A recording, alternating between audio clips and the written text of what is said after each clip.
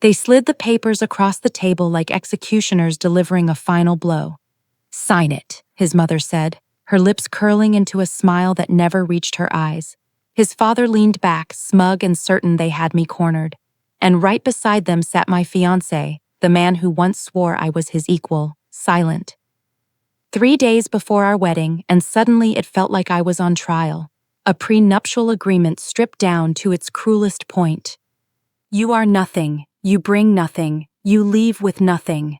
Their signatures were already stamped at the bottom, bold and arrogant. They thought they were clever. They thought I was desperate. They thought I had no choice. What they didn't know was that I had $9 million in the bank, a lawyer sharper than all of theirs combined, and a plan.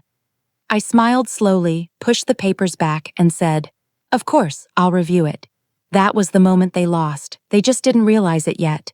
When I first met Adam, he wasn't the polished heir in tailored suits moving through boardrooms. He was just a guy in a bookstore who asked for my number. His laugh was warm, his curiosity felt real, or at least I believed it was. He told me I was different, grounded, genuine, and I believed him. But little by little, the cracks showed. The way he stiffened if I suggested splitting the bill, how his parents' approval seemed more important than my presence, how he spoke about our future but always framed it in terms of their house, their money, their rules.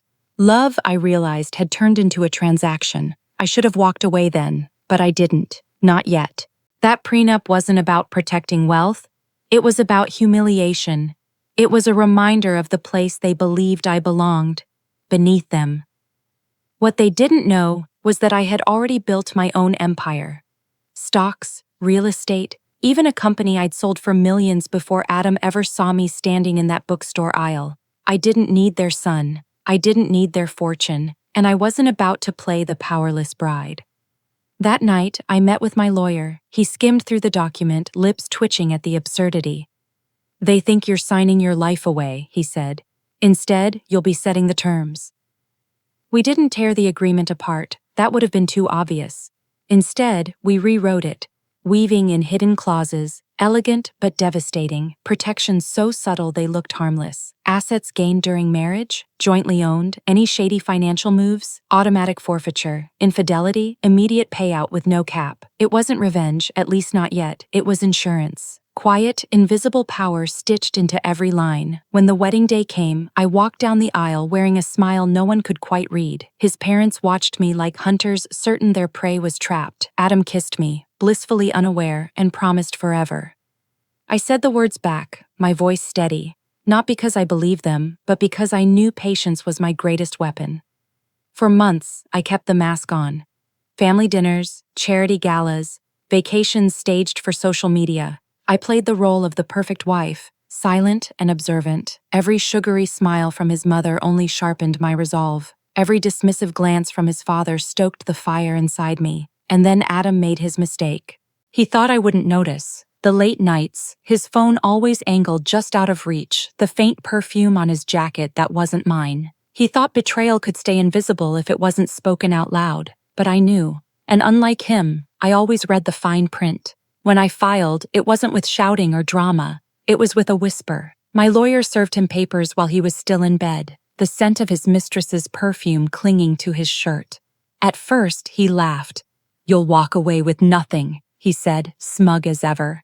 Then his eyes hit the clauses. His laugh broke. His face went pale.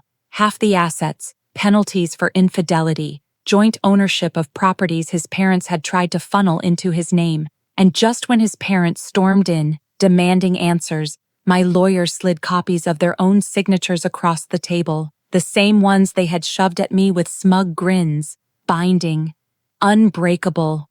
Their smirks crumbled. The courtroom became their execution ground. Every secret dragged into the open, financial tricks exposed, Adam's affairs laid bare in painful detail, his parents' schemes unraveled piece by piece. I didn't need to raise my voice. I didn't have to. The law spoke louder than I ever could. Their arrogance had already signed their downfall. When the judgment came, Adam lost more than money. He lost his reputation, his credibility. The empire his parents built cracked under the weight of their greed. And me? I walked out freer, richer, untouchable. Now, whenever I think back to that day, the smug faces across the table, the papers shoved at me like shackles. I can almost laugh.